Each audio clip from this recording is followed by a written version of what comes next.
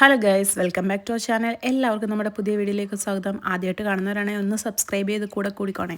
ഇഷ്ടപ്പെട്ടാൽ ഒന്ന് സബ്സ്ക്രൈബ് ചെയ്തേക്കണേ എന്ന് വേണം പറയാനല്ലേ. അപ്പം നമ്മുടെ ഈ വൈറൽ അയല പൊള്ളിച്ചതാണ് ഇന്ന് നമ്മൾ ഉണ്ടാക്കുന്നത്. അപ്പോൾ ഇതിനോടൊക്കെ എല്ലാവരും ചെയ്ത് നോക്കിയിട്ടുണ്ടായിരിക്കും. എൻ്റെ ക്യൂരിയോസിറ്റി കൊണ്ട് ഞാനും ഒന്ന് ചെയ്ത് നോക്കാമെന്ന് വിചാരിച്ചു. അപ്പോൾ അതിലേക്ക് നമ്മൾ ആദ്യം വെളിച്ചെണ്ണ, പിന്നെ കാശ്മീരി ചില്ലി, അത് മൂത്ത് വരുമ്പോൾ സവാള, വെളുത്തുള്ളി, പിന്നെ ഞങ്ങൾ ഇതിനകത്ത് സ്പെഷ്യലായിട്ട് കൊച്ചുള്ളിയും കൂടെ ചേർത്തിട്ടുണ്ട്. വേറൊരു കാര്യം കൂടെ ഞങ്ങൾ ചെയ്തിട്ടുണ്ട്. എല്ലാവരും അയില കഴുകി വൃത്തിയാക്കി പൊളന്ന് വെക്കാറാണ്. ഞങ്ങളിതിനകത്ത് അയില അരച്ചു പുരട്ടിയിട്ടാണ് അത് ഇതിനകത്ത് വെച്ചത് കേട്ടോ, വേവിക്കാനായിട്ട്. കാര്യം ഒരു വെറൈറ്റി ആയിക്കോട്ടെ എന്ന് വിചാരിച്ചു.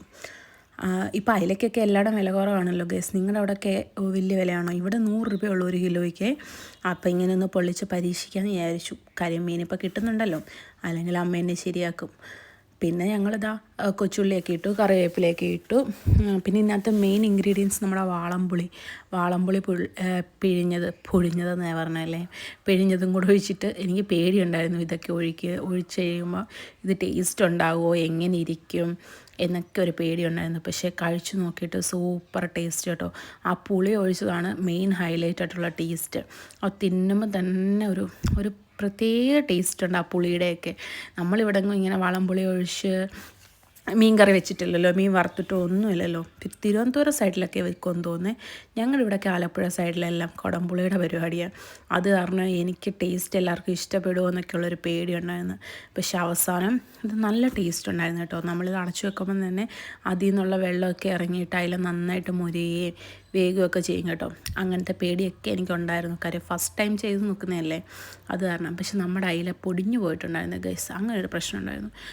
2 അയില ഇട്ടത് 4 കഷ്ണമായിട്ട് വന്നിട്ടുണ്ടായിരുന്നു.